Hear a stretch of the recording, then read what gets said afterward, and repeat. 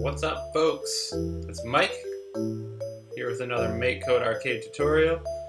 Today I'm going to be running over how to find animation code. So you're on MakeCode, you got your sprite all ready.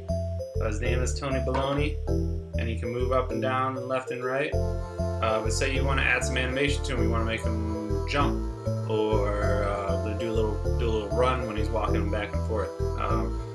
And you want to animate it, but you're like, hey Mike, I've got no animation code. You're right, but you're also wrong. So click down here on Advanced.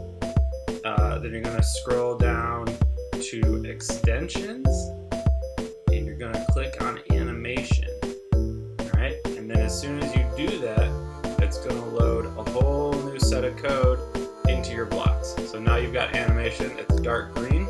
You can click on that, and you're on your way to start animating your sprites.